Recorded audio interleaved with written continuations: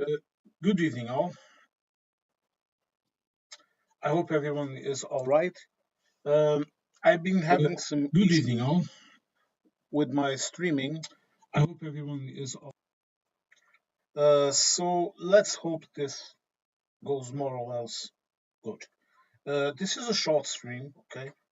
I have, unfortunately, I have other things to do, but I thought it was my duty as a Portuguese citizen to inform people about what happened yesterday with the elections. Okay, first of uh, all the results of the ballots are out, but we still need to count the result of the election in the immigrant community, meaning people that do not live in Portugal and that go and vote in consulates, in embassies, and such. Uh, Usually, they account for, I think, 3 or 4 deputies. So, in this sense, it will not matter very much to the results.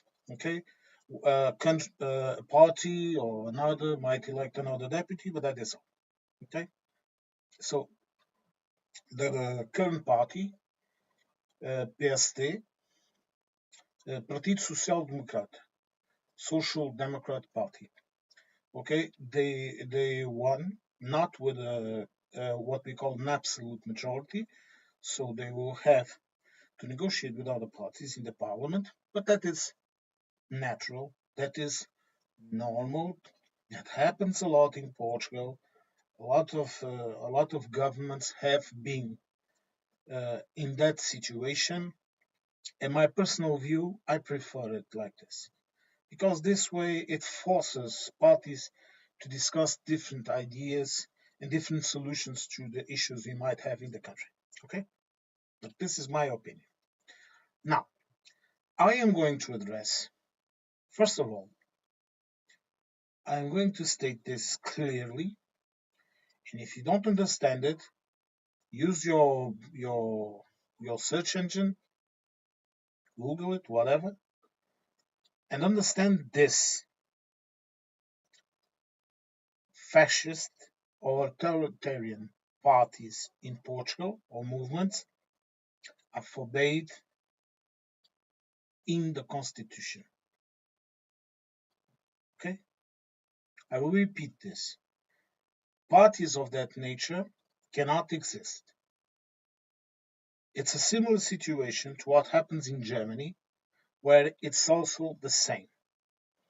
If a party or a movement is deemed to be far right, it's forbade.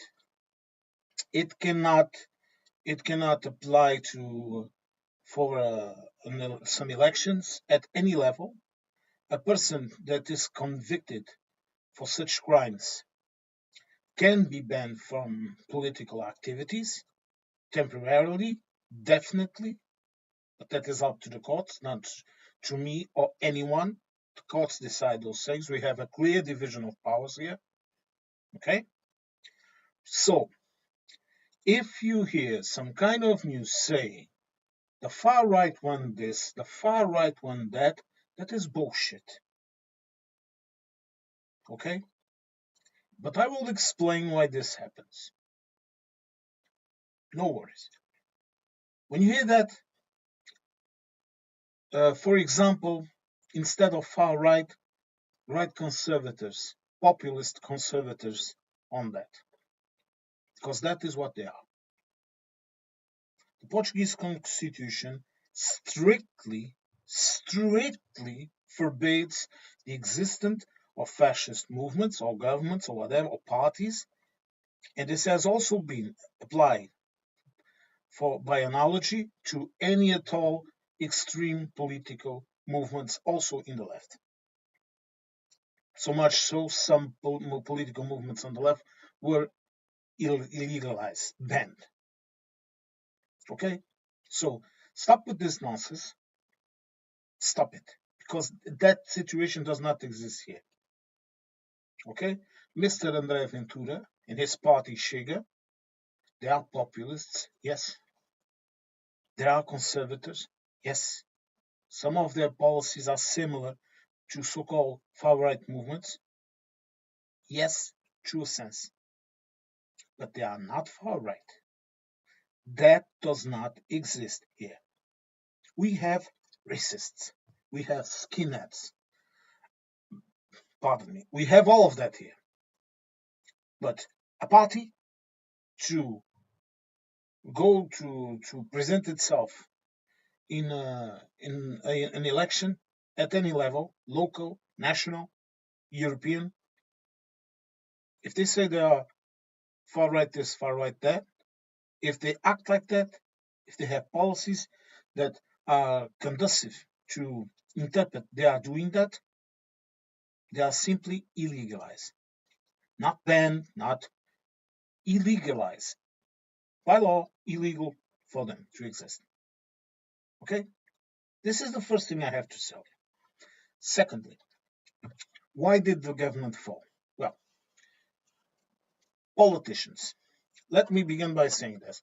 Uh, any person in Portugal that holds a political post, political, be it a president, a prime minister, a minister, a parliament deputy,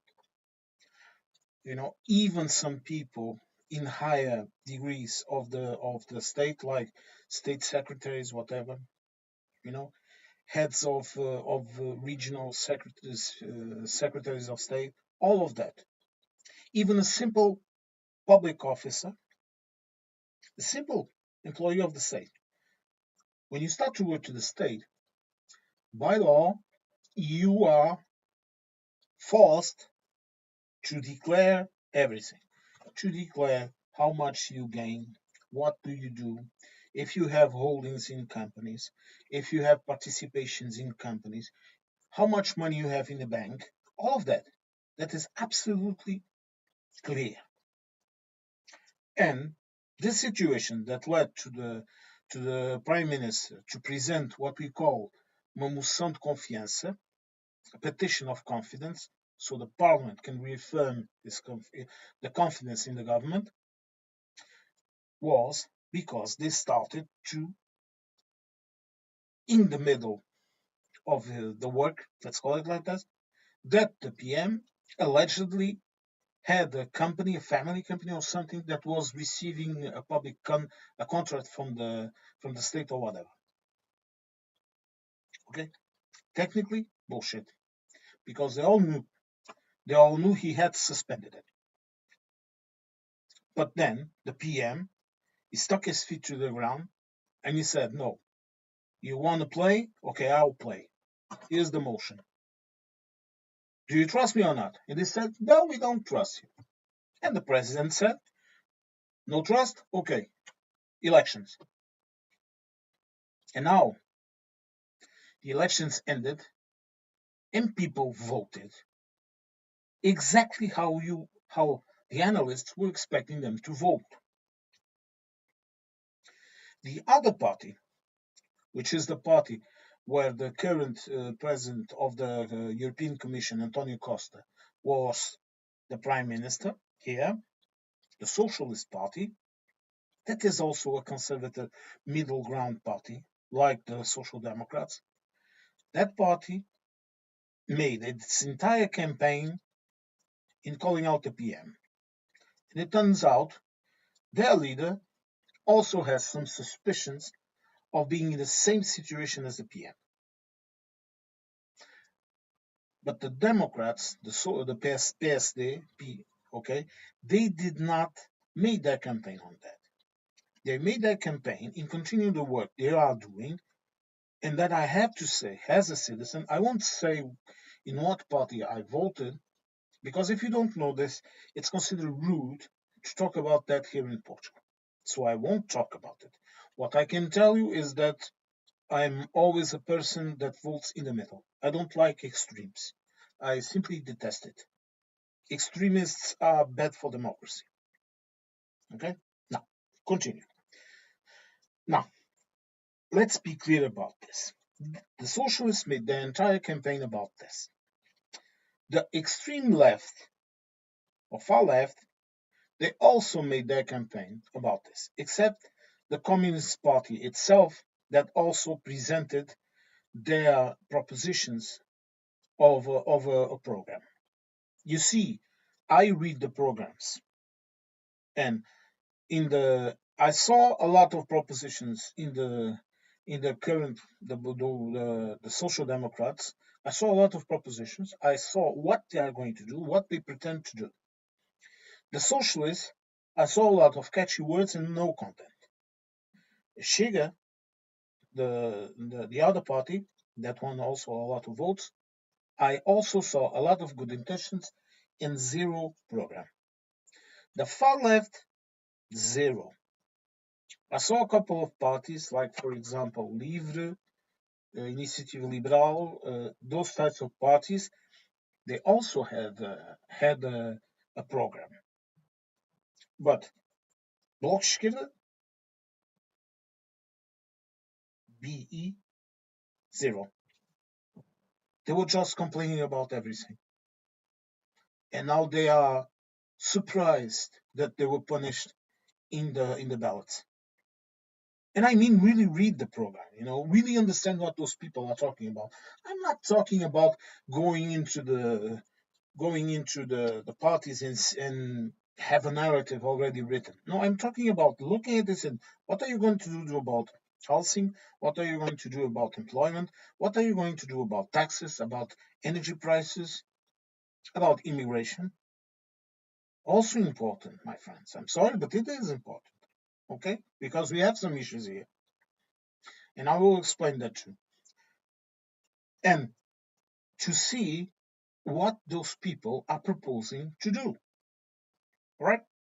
Now, I I have here,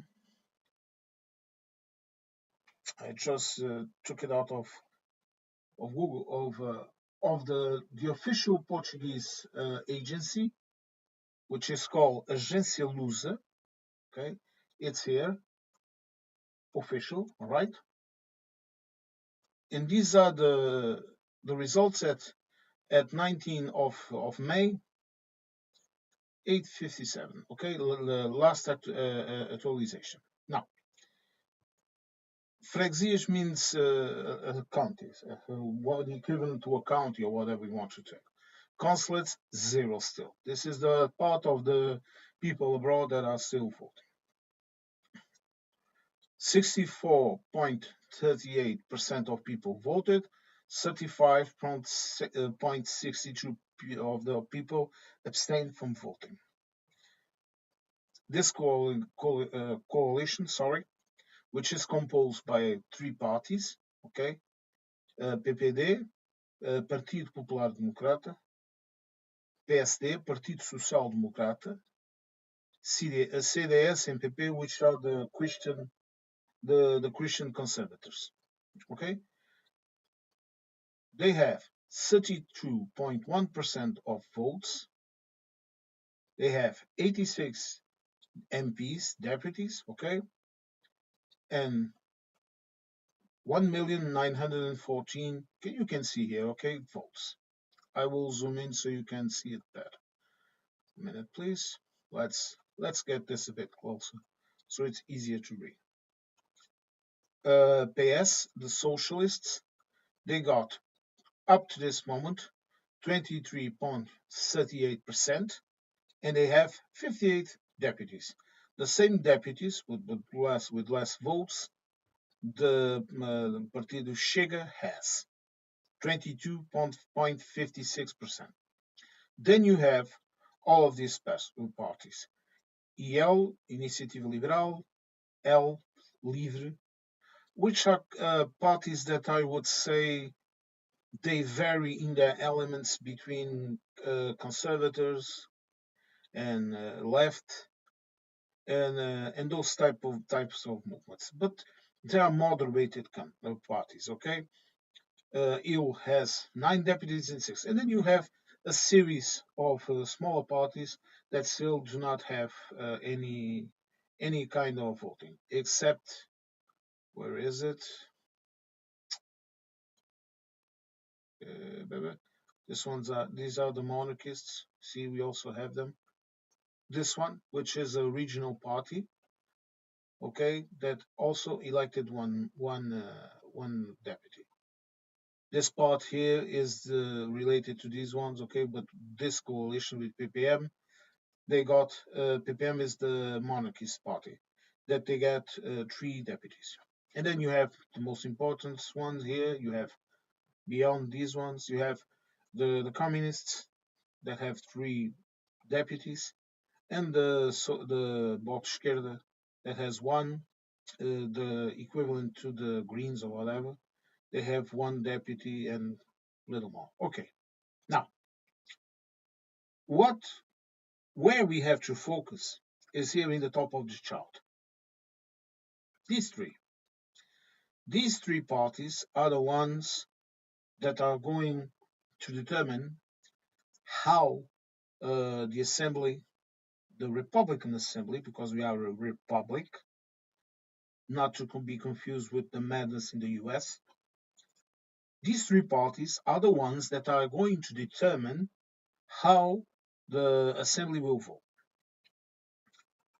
Now, let me just focus back on me. Okay. As you can see, Chega, which are the conservative right-wing centrists, they are right-wing, but remember, don't call them far right, because that is not correct. I don't like some of the things they do, some of the things they say, but we cannot call them far right because they are not, because as I said in the beginning of this stream, that is illegal here in Portugal. So, sorry, let me just greet a friend here. Hello, my Canadian friend. Everything all right? Now, as I was saying, you have to understand this. Why did this party, this populist right-wing party, obtain so many votes? You can see, right? Let me, you know, they have as many votes and many deputies as the socialists that were in government in the previous government. And you might ask me, why did this happen? Well, I will explain it to you. You see, here in Portugal, people punish incompetent parties by not voting in them. The one that I was mentioned, BE, left block. Excuse me, my cat is entering, and she likes to open my door. But BA, the Bloc Esquerda, why was it punished? It was punished because it was not doing its job properly. Because at the moment, sorry, I got to move things out of the cat's way. But they were punished, and the left in general was punished due to a fact, because they did not address the issues that the common person has. This had nothing to do with racism.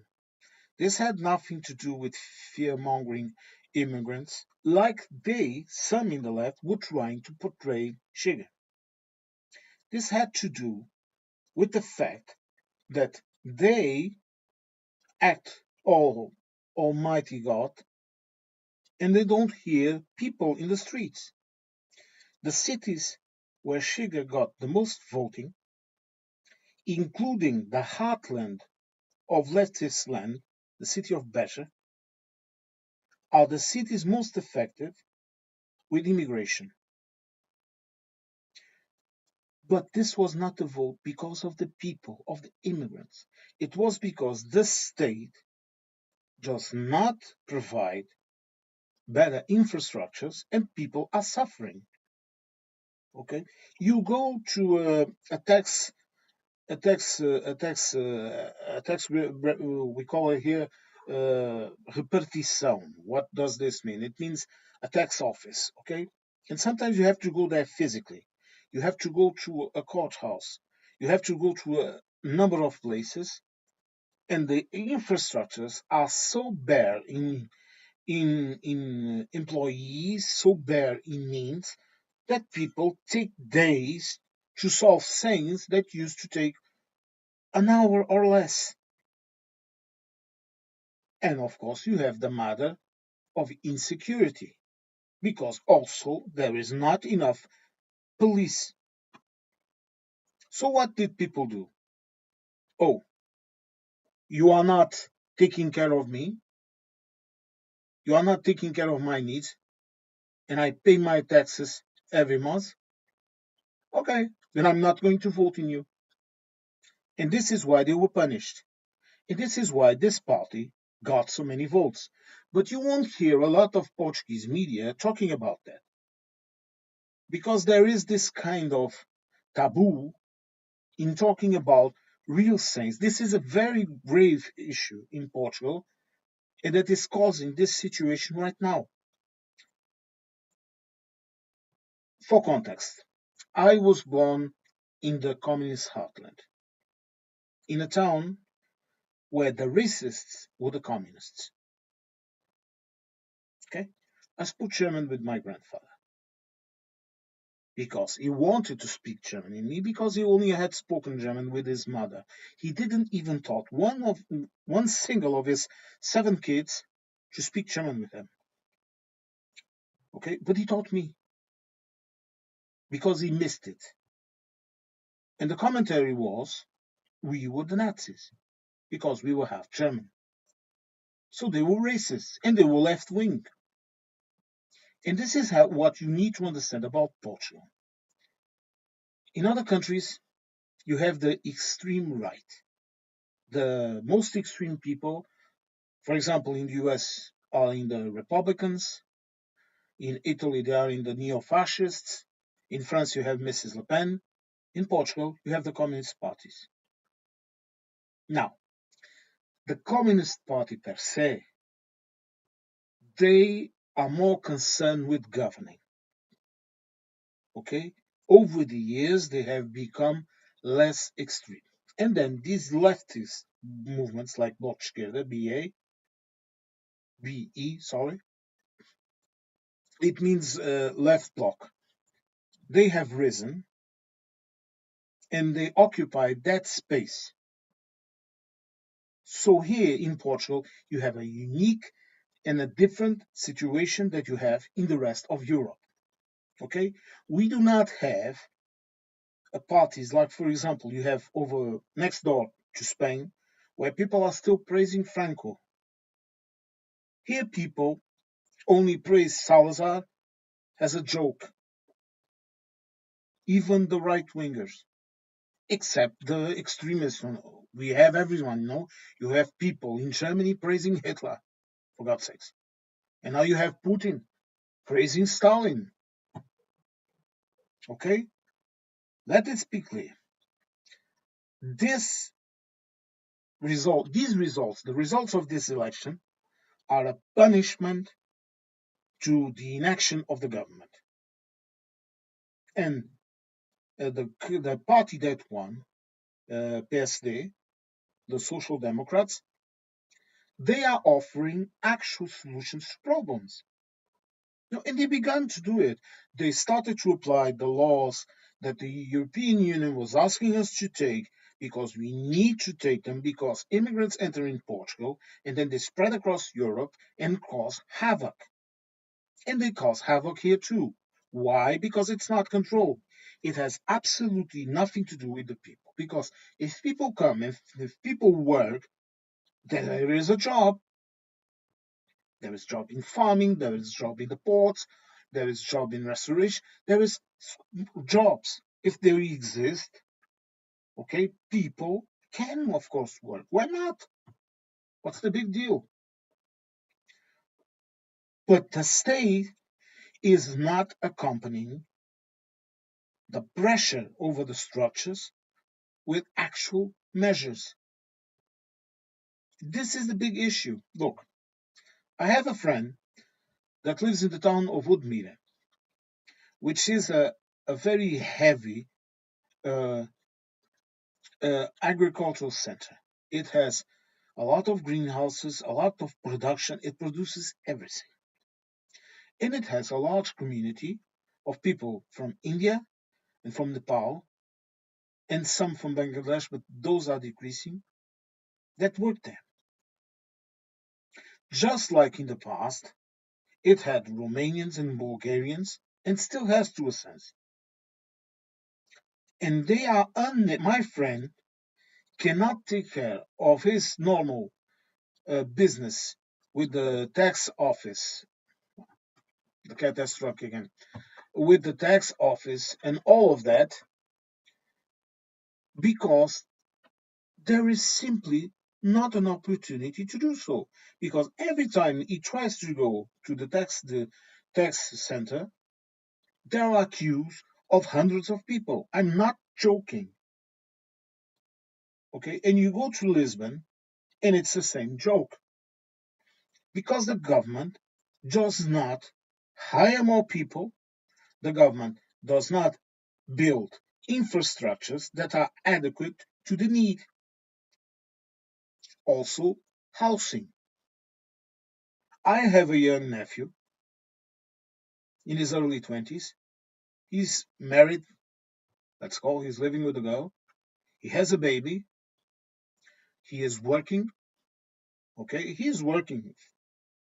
He works in restoration, so he has no issues. He was working in the port too. Now he's working in restoration. You know, he has his degree in hotel management and tourism and all of that. But he cannot get a house. He cannot rent a bloody apartment. Not even rent, not even buy. Because there is simply not enough houses in the country to sustain the population it has. And then people get angry, sorry. They get angry with this situation, okay?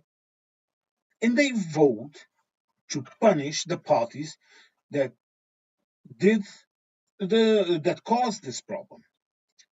And the Socialist Party, even though Mr. Costa was a very competent man, he had a lot of shortcomings too, and he did a lot of crap. And one of the craps that he did, that in the end of his term he started to correct, was to not control the way we admit immigrants in Portugal. And that is the way we are doing it now. And that the so-called far left started criticizing without any absolute any reason at all,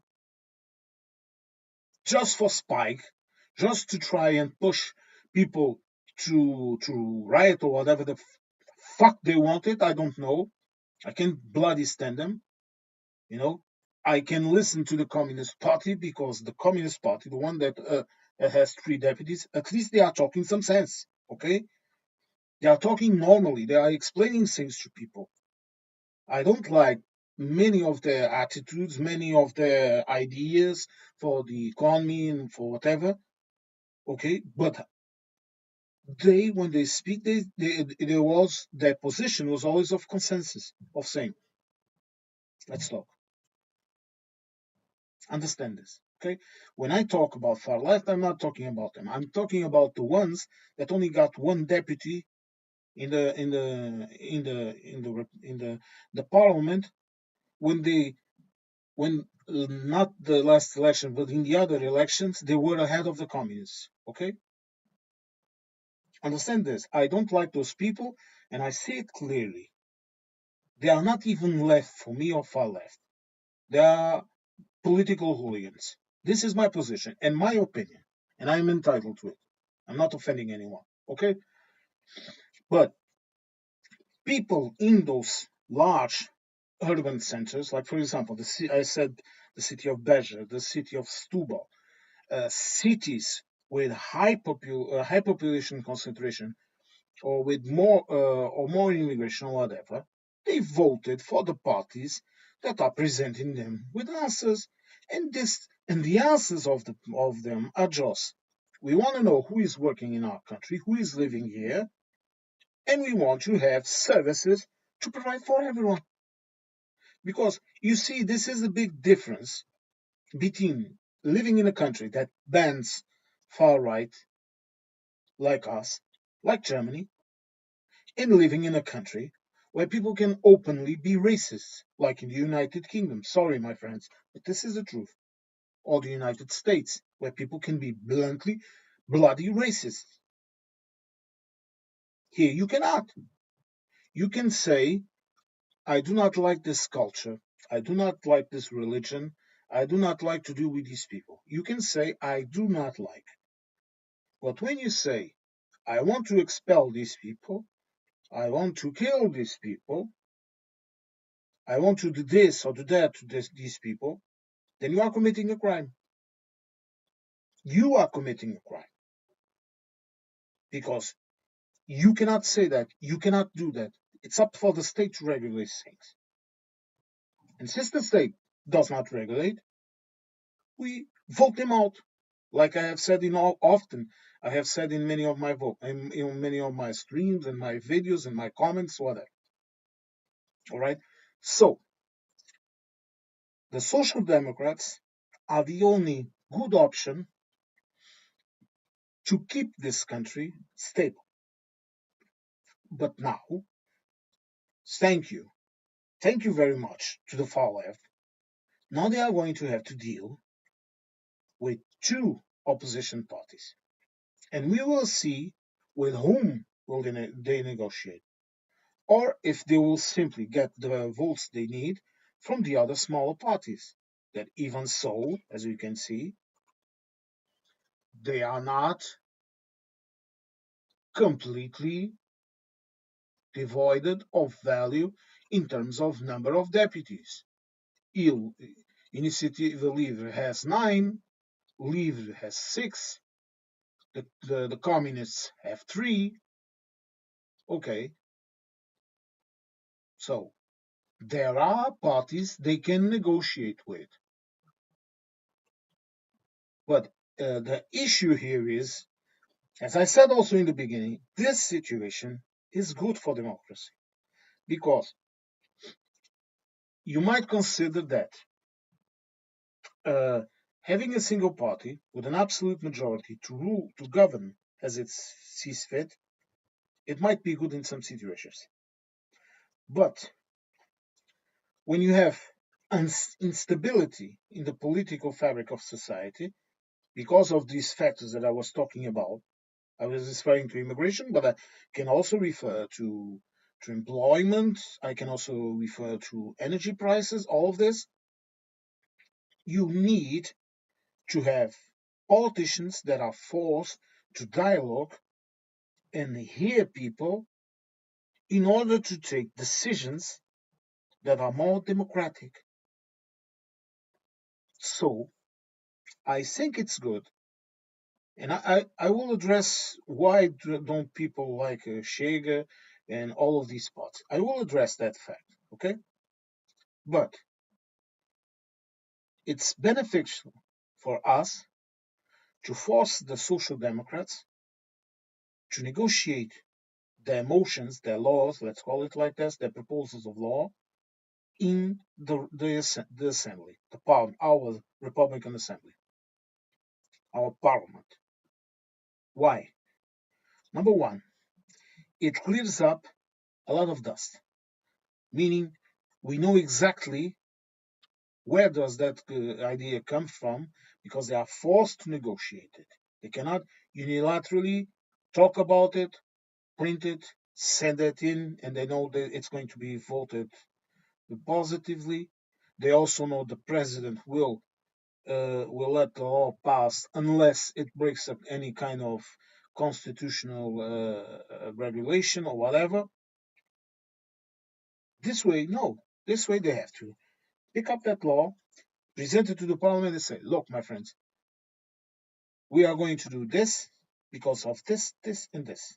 And We are going to spend X amount of money on this. Because this already happens, let me be clear. But the issue here is that it's more clear. And it forces them, for example, one of the parties says, look, I can I can vote to let this motion pass, this law pass, but we need to address this issue in the law. For example, he says now orange cars now will have a tax exempt, and he says, look, we will vote to let the orange cars have a tax exempt, but we also think yellow cars should also have this exempt. And then the social democrats say, okay, you're right, we can put them here too because it's also beneficial, and the proposal will be even more complete like this. Do you understand the spirit of this type of democracy? Okay, because we had a long experience with a far right, that was a far right government, a dictatorship, and then we had an attempt at the Soviet regime. Okay, we had all of that shit. So we are usually very suspicious of big majorities and a lot of people marching on, we don't like that. We like things to be nice and quiet. Like I always said also in my comments, in my streams and whatever, we like boring politicians that do their bloody job and shut up. We don't like guys that go to the brewery, have a couple of beers, and then make a putsch or some shit like that. Or you like the yellow bastard like the other idiot. Sorry, an orange bastard. Now, where does this hatred comes from? Okay. After the dictatorship, as I said, there was an attempt in installing a Soviet-like type of regime. I know it because I was born when it happened. Okay, I heard it from my parents, and that created a kind of a psychosis. That's the only way I can call it, where everything that was, for example, nationalism, all that was a sense of pride about the country, was for many years deemed as bad. I will explain it so you can also understand it, because these things have a reason. Because before that, like I told you, my grandfather didn't taught any of his children German. Why? Because in the old regime, everyone had to be Portuguese, Catholic, poor, and humble. Okay? This was the spirit of law and obedient. Afterwards came the revolution, and everyone was free. Everyone was free to scream, everyone was free to be a bastard, everyone was free to be whatever they wanted to. But that caused excesses. And then some people in the right tried to say, look, we have to have some rules here. And the reaction was precisely this, an attempted coup that only fell through because of the influences of people like President Carter in the USA. People also forget this, but I say it openly because I like to read, I like to educate myself. And the Germans, especially, and the French, but more the Germans and the French. They were the ones that helped people to. They didn't do it. Have to understand this. We did it. Okay, we did not go went through the civil war. We solved our issues, but they helped us. They got us together and got us in common ground. And the militaries, the same militaries that had made the revolution, they also help it. I always say this: the the last defense of the democratic state of Portugal are the militaries.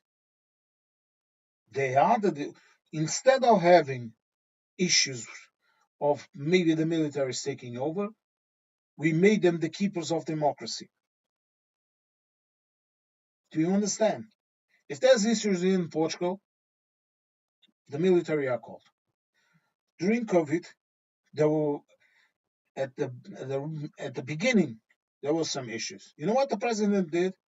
He appointed a military man to take over the operations in COVID. The result: one of the lowest death rates in the world. We controlled the infection, we controlled the economy, we controlled everything. Okay? Now, continue.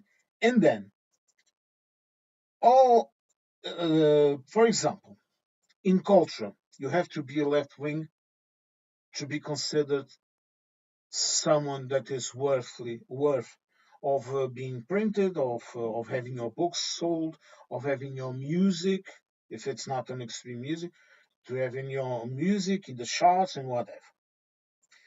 And this mentality is dying as the people die. As the generations pass, and you have a generation of people, even I, okay, I was born in 1975, okay, 1 year after the revolution.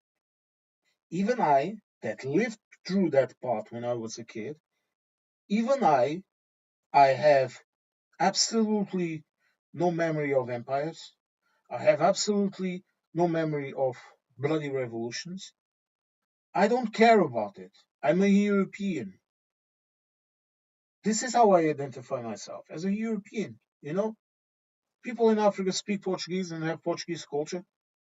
Great. Let's help them. But to me, they are not former colonies. They are countries. Just like Brazil is a country. They also speak Portuguese. Just like Macau is a part of China now. But they also speak Portuguese. Just like Goa in India. Okay? Just like Timor-Leste, East Timor. You know? So this generation has a completely different idea. They want a democratic society, they want a tolerant society, but they don't want this idea that I am not going to vote in that party because they are saying right wing things. No one gives a shit about that. What they want is to have their life. So, what does my nephew want? The one that can't even rent a bloody apartment. He wants an apartment. He wants to rent a house. He doesn't want to be, as he is now, living with his mother and his dad. That luckily have a big house and have space to have him there. But he wants to have his own space. It's natural. It's biologically normal. But he can't. And then you have tourist areas where you cannot. We are having the same issues like in Spain. And I'll tell you this, around here, there won't be any protests. It will be worse than that. Those tourist areas will become ghettos. People won't supply them. People won't go there. People won't work there. They will become islands in the middle of nothing because people will isolate those places. This will happen. I I made a comment just this afternoon in a video that I saw about that.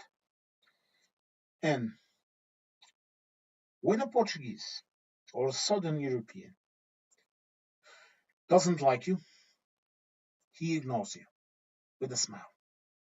And if it's a German, he ignores you without a smile. These things will happen. And if we want to avoid these things, then what we need to do is look at the issues from grab the bull by the horns, see where the issues are, and solve them. You know, the reform to the NHS also is not working. That is another issue they have to solve. Okay, because we have a free healthcare system with a payment according to your income. So from zero to an affordable amount. The issue here is having the bloody services available, and they are there. The issue is that there is so much bureaucracy and confusion because it's not working. Things are not working. So they need to address this. And this next government is going to get help from this. They're going to have to solve these issues and very quickly. Mm, or else strike, strike, strike, strike. Okay? The public transportation systems, they were striking. Okay? And if they continue like this, other areas will strike because we don't take shit from people that we are paying their salary. I am paying their bloody salary. I want them to give me the services that I pay for. I don't mind paying taxes. Understand this. I know some people don't like to pay taxes. Oh, I shouldn't pay taxes. Even people in America think rich people shouldn't pay taxes. Trickle down economies, Reaganomics. That's all shit. If you have more money, you should pay more taxes. And we should not have to live in a world.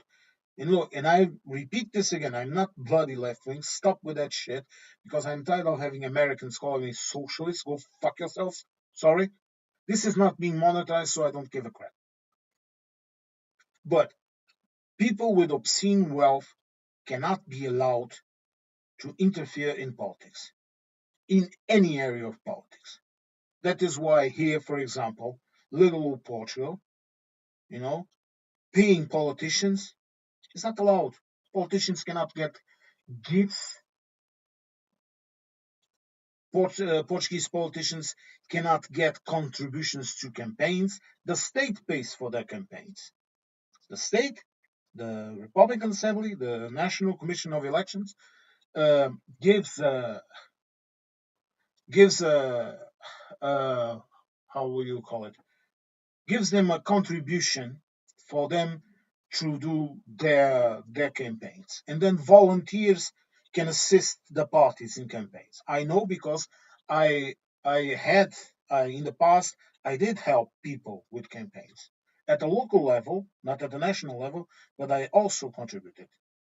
And this is a way also of bringing the citizen into the political system and making him the citizen a part of it. And this is very important. The reason why we are having such a high abstention, or meaning people that didn't vote, around less than 40% of people didn't vote, the reason why we are having this, it's because the politicians are not doing their job. Because we should have at least more than an almost 90% percentage of participation in the elections. Why aren't they participating? Look, I'll give you an example. In my pay, all my taxes are deducted. Again, like I said before, I'm sorry, but I won't say what is my line of work because people might see me here and then associate other people with my ideas, and these are my ideas, not anyone else's. But in my pay, I deduct a percentage for all of my taxes. Okay, when I get my pay, it's already taken. So what do I expect? I expect to have access to healthcare. I expect to have access to services, and I expect to have clean roads, security, and a government that actually does its job.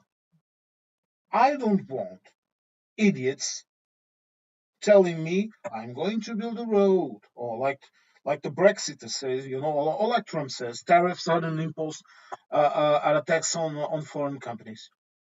Oh yes, they are a tax on your pocket because you are going to pay it for it. And now Walmart, for example, and I know this because I saw a video this morning. Walmart is telling the people exactly how much of what they are paying more in the shop, how much of that is a tariff. What is the answer of Mr. Trump? Oh, but when you were earning money, you were not putting that there in the price. You were filling your pockets at our expenses. No, Mr. Trump. If you are so business savvy, you would know that the purpose of a business is to make a profit. I also owned a business. I was there to make money. I was not there to provide services. The state has to provide services, and the state is paid for the service without taxes. And in Portugal, I think only Denmark has a higher tax rate than us. Denmark and a couple of Scandinavian countries, I think, if I'm not mistaken. But we have a very high tax rate.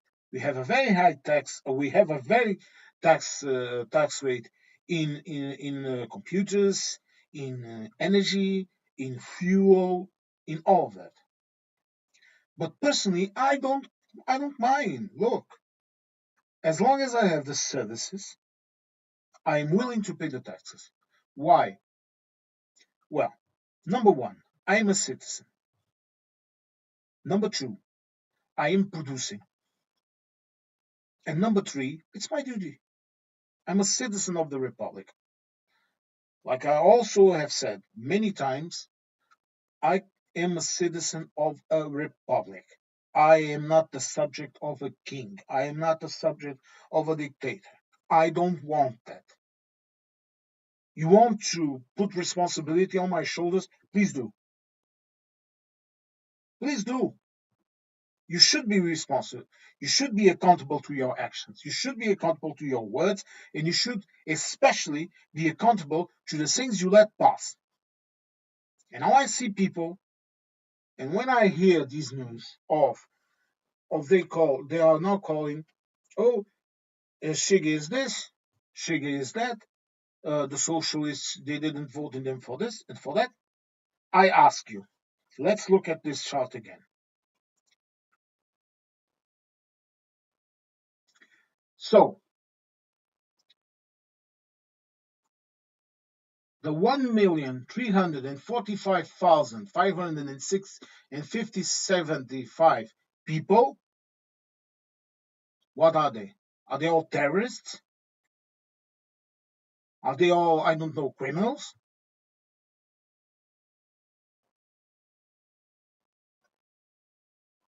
Do you understand what I'm trying to say? Do you understand what I'm trying? I'm trying to say this. Those people voted in that party for a reason.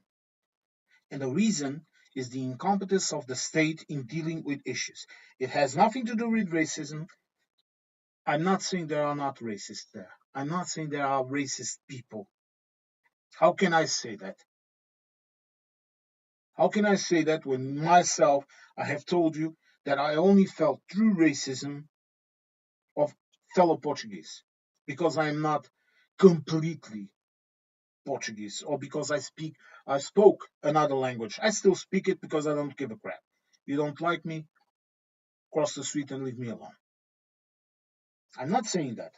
I'm not saying that, for example, there are not extremists that vote in this country, in this party, sorry, because they are populists, because they are saying easy things like complaining about the gypsies or whatever, and then an entire carnival that happened with the gypsies following the rallies of Chega all across the country and putting curses on the man and whatever. Yes, people are mad. Okay, and I know it. I have gypsy friends, and I get along just fine with them. Okay, but we have nutters everywhere, just like in any other country. I'm tired of telling this to people when they say, "Oh, but your country is so very good and so well." I say, "Oh man, shut the hell up." We have nutters just like anyone else. The difference here is that we call them out. If you're acting like a fool, you'll be treated like a fool. And this is what these voters did to these people. Because instead of listening to easy catchwords, most of these people they went to the programs and they read what they were talking about. And for example, imagine that friend of mine, I didn't ask him in who he voted for. Because like I told you in the beginning, it's considered rude to ask someone that here. Extremely rude. Okay? Because voting should be secret. Voting should be a personal decision, and you should not be censored for the party in which you want to vote, or even if you don't want to vote. Okay? Voters can also vote with their feet and not vote. That is a manifestation of will. Is like telling the politicians, none of you, none of you convinced me to come here and vote. It's also a political position. But I did not ask my friend that. But I certainly know in whom all of them voted, because it's clear in the ballots. They voted for them in Shiga. Why? Because they are tired of living in a town that 10 years ago worked just fine and that now is a nightmare. Because, for example, the government and the Social Democrats, they began to do that. They began to open more departments, or for example, of what we call IMA, which is the border service. They began to open more departments. They began to do all of that. But this is not fast enough. They have to do better. And if they don't do better, you bet your sweet ass I'll be here criticizing them. And in English, so the rest of the world can see. Because if I speak in Portuguese, not everyone in the world will understand me. But if I speak in English, everyone will understand me. Everyone will know what I'm talking about.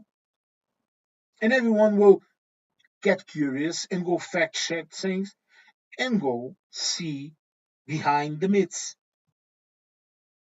Because narratives are extremely dangerous. You should never have narratives.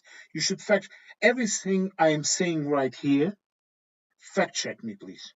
Please fact check me. I ask you, fact check everything I say. Now, this is just to explain you that this anti-right, whatever they call right is, saying has become this idea that everything that is not left is far right. If anyone criticizes the celebrations of the revolution, oh, he's a fascist. He's a fascist. Why? Can people have a different opinion about what the revolution was? People died in the revolution. Oh, was a bloodless revolution. No, it wasn't. No, it wasn't. Thousands of people did not die because we did not have a civil war, but many people lost their property. Some of them was justifiable because they were in cahoots with the previous administration. Like for example, imagine in Syria, no, Bashar was killed, and now the property of him and of his friends is being nationalized, for example. But around here, there were situations that were free, but there were situations in which people literally occupied factories, occupied business, created communes as an excuse to pillage and to destroy. We, this revolution, if before, oh, look, I'm going to tell you this.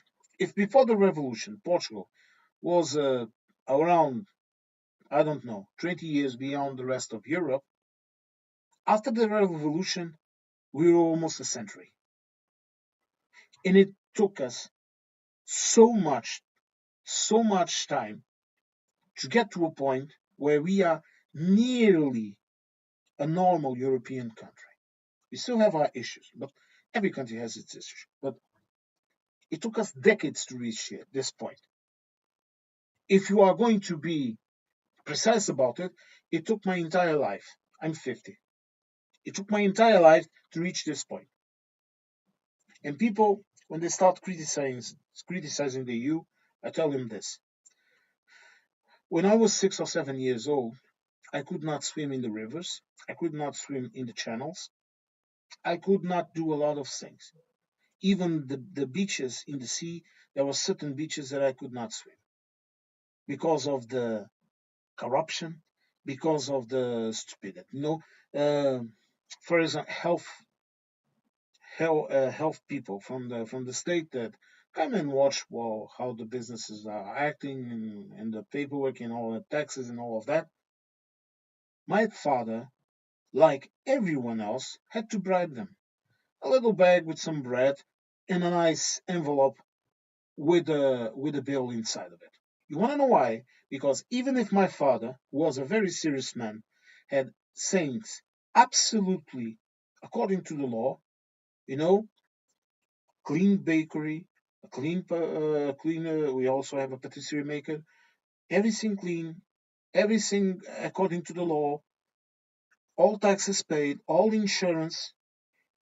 They would always find something to blackmail you with, and they did it. And it was cultural, and it was accepted. I saw that end with you. I saw the rivers getting cleaned. When I was around 10 years old, I could swim in the in the rivers again. I could swim in the channels. I could swim in the sea. And the old people in my town, they said, "Look, it's like when we were kids." And we did not need it to bribe officials because if we did, it would be us and them getting in trouble. And now you're going to say, "Oh, you're telling me that never happens now." Of course it happens. It might happen, but the difference here is that it's a crime. The difference here is that it's not socially acceptable. The difference here is that a business owner, if he thinks that is happening, he just has to. Right now, he can even go online, denounce the situation, and the person that is trying to do that will be in hot water. Why? Because there are 1,000 eyes on it.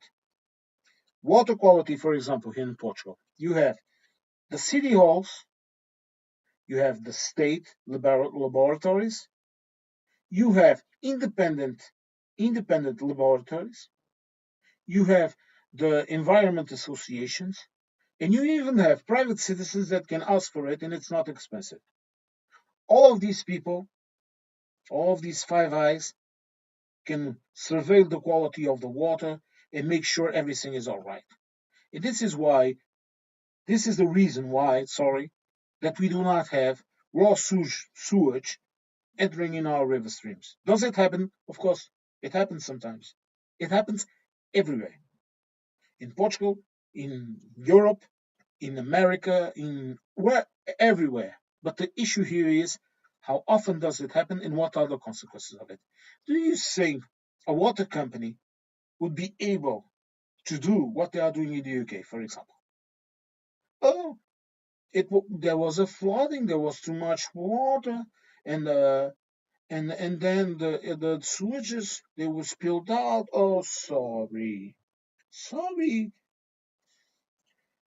There is a guy rotting in jail right now because he did not clean uh, a sewer, a water processing tower in a factory. The owner is was in jail. I don't know if he's still there. Their business is closed. This is how things work here. Sometimes they can get away with it, fool the state or whatever, but sooner or later the axe will fall over them. And that is the difference. And the difference is the morality of things. The difference is that these things are not moral. And this is why, it's this sense of moral, this is why a party like Chega now has a large voting. Because people voted in them as a sign of protest. As a, they, many of them that used to vote in the Socialist Party, they went ahead and they voted for Chega. Left, left wing, left wing towns turned right. But you should not, I repeat this, will there be issues because they are populist? Of course there will. I don't like a lot of people that are in that party because they have no project. But my issue here is not who they are. It's their program. They have none. So I am also curious to see what will they do now they have enough deputies to have an influence in the parliament. If they act correctly, then they will maintain their voting. If they act like bastards, next elections, the same thing that happened to the socialists in this one, the same thing that happened to the far left in these elections, will happen to them. Parties here, this is a PR, a proportional representation republic. So parties here live and die, and it's natural and it's democratic. And I urge you, please, get a copy of the Portuguese Constitution, the Constitution of 1974. Get a copy of the Constitution, Google it, okay, and go read it. You have fundamental rights, and then you have other laws of the state. And you will see there a clear banning of any kind of fascist, they even call it fascist regimes. Okay, they still have not changed it to fascist and authoritarian regimes because of the opposition of the people that still have not died. But one day they will change because this in the spirit of the law is that the Portuguese constitution does not allow the existence of authoritarian regimes, meaning parties, people, politicians that are against the democracy, the existence of democracy, are not allowed to exist, let's call it, in the political spectrum. They cannot go, they cannot present themselves to elections. They cannot present themselves to bloody nothing. Okay, they can have the dumb ideas, but as long as they don't offend anyone, they can be sitting in a room and screaming them out loud. No one cares. Okay, that is one of the reasons why you have skinheads in Portugal, because they have the right to exist. They don't have the right to go around and making their business and insulting people or whatever. But they have the right to have their opinions. They have a right, just like they have the duty. Or like my father told me, my liberty ends where the other person's liberty ends. And this is one of the reasons why the culture wars have had such an impact in the United Kingdom, for example, in Europe, in the United States, and in Europe per se, people usually look at you and call you an idiot. Okay, just like just like I don't know. For example, why would you why would you offend yourself for someone says something that is not very nice or that you don't like, or someone makes a piece of art that you do not like? The difference between an European and an American or a British also, I'm sorry, I know it's not all of the British, but a large percentage of them are those people in the Americas, in America, sorry, they will try to burn it, the book. They will try to insult the people. They will try to criminalize it. They will try to do thousand things. You know what an European will do? An European will pick up that book, close it, I don't like it, and put it back. A religion or a culture, same thing. Ah, I don't like those people. They are too confusing. And I will go on in my way. This is the difference. I have seen Canadians do the same thing. And it's not because I have a Canadian in the chat, but I'm being honest. I have seen the Canadians doing the same thing. Do whatever you want. As long as you follow the rules, no issues. Who cares?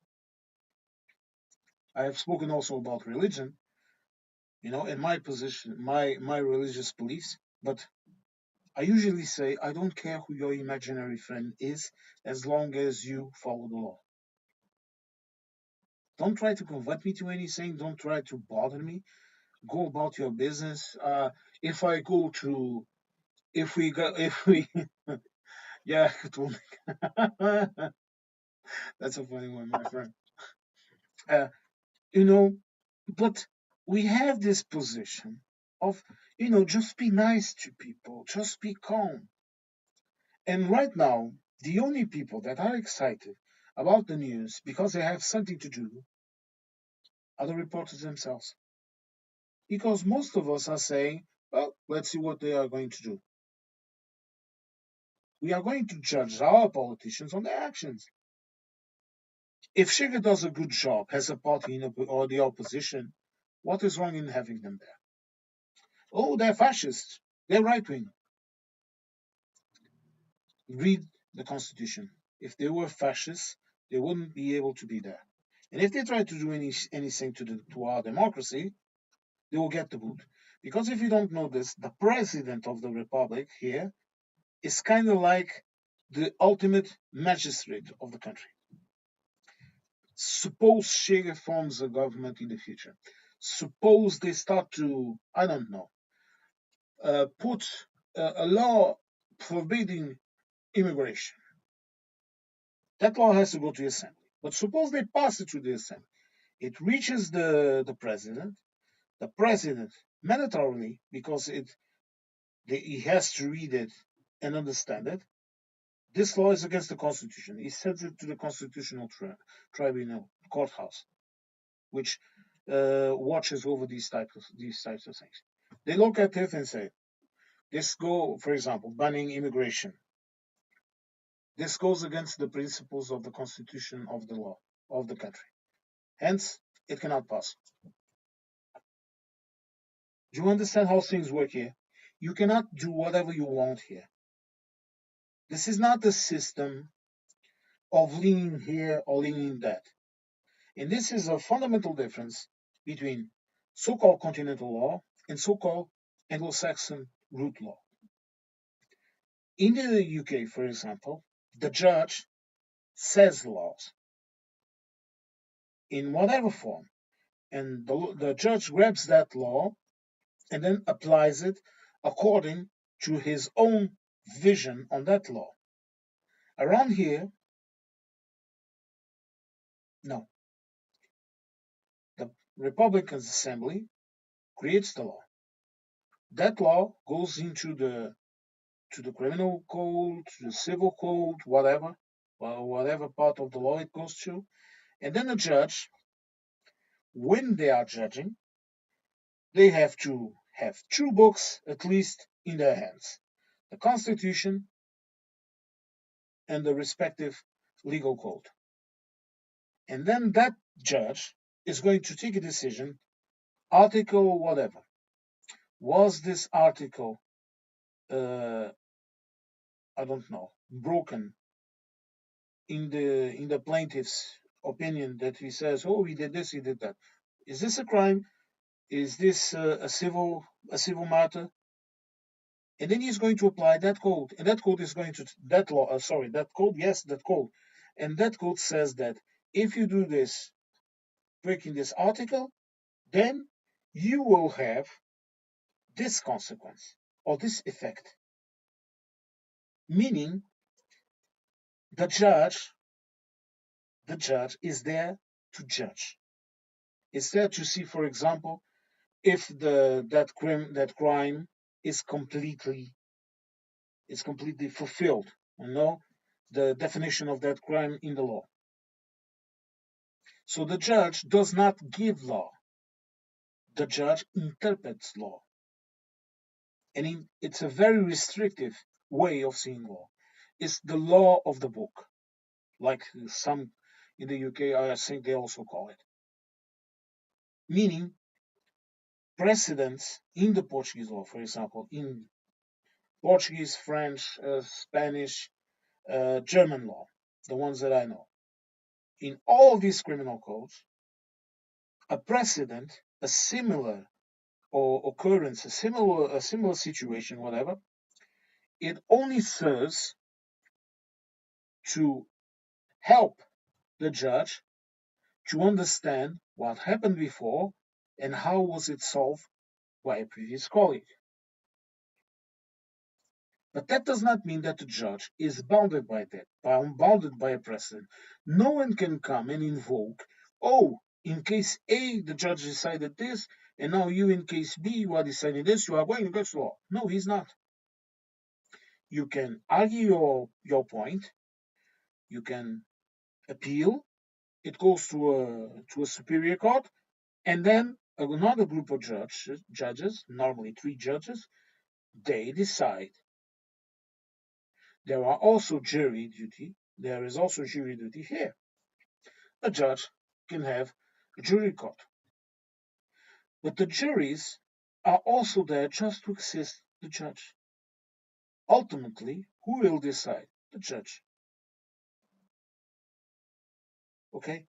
Because it's different.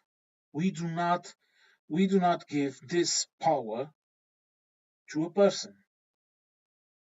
The judge is fulfilling a role. It's one of the branches of the state. It's the judicial. They are the judicial. They are not the legislative. They are not the executive. It's all divided. Why? So no one can take over power, like, for example, Mr. Trump is doing, that he's using his prerogatives in the executive branch, trying to dominate the legislative and the court system. And this happens in systems like that.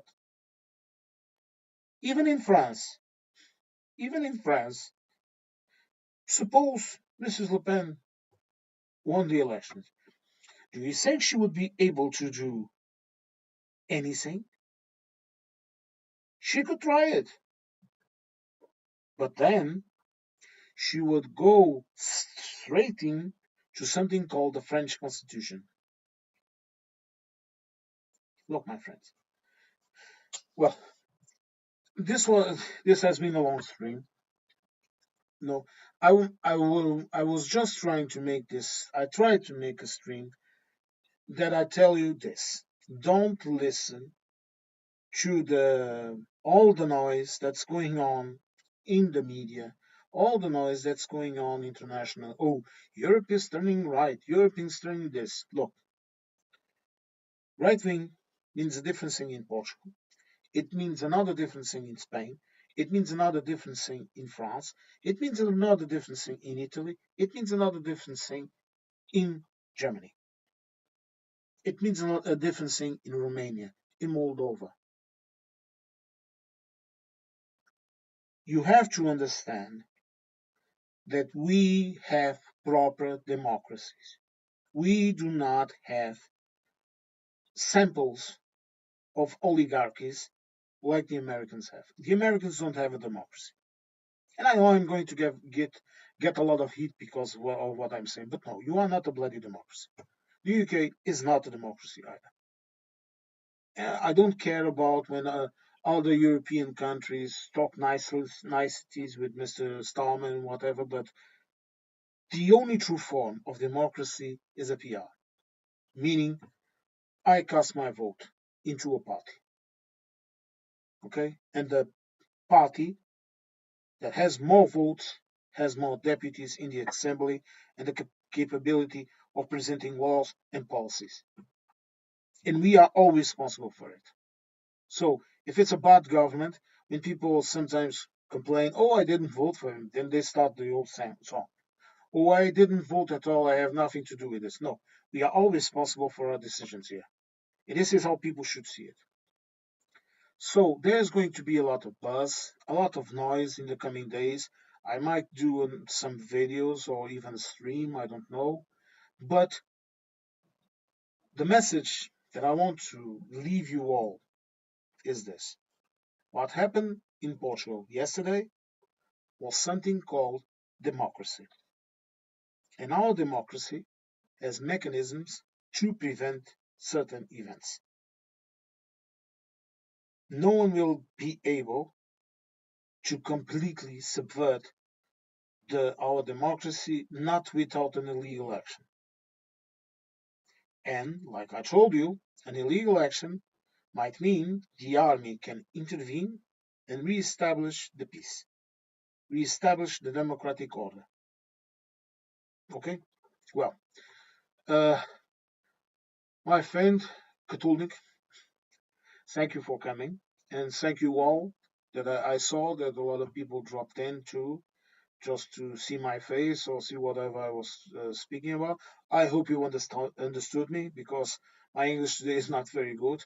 I was speaking German with a friend just before the stream, so I guess I got a bit contaminated, but whatever. But I will post more videos about this. I might make another video tomorrow or something, but just keep calm. And when you hear far right in Portugal, thank you, Kotunik. And when you hear some people talk about far right in Portugal, understand this. It's not a lot. It's as simple as this. If you go out into the street with a flag and singing, I don't know, Sieg Heil or whatever, you are going to get arrested. In your house, in your bedroom, you can have a swastika, you can have a picture of Hitler, of Stalin, or whoever you want. Outside the door, no. Outside the door, you have to act according to society.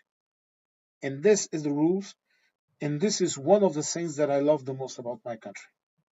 My country has a lot of issues, my country has a lot of problems. But this I tell you, this I love. And I love our ability to decide for ourselves, to not be, I don't know, to not have oligarchies.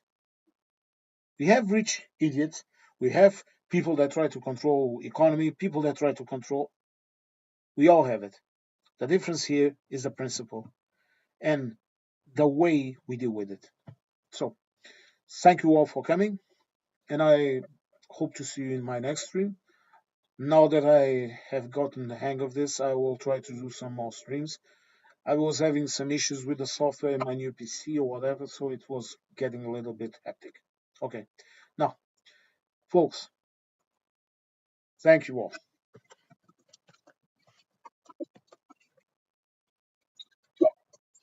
Thank you, folks, and enjoy your evening.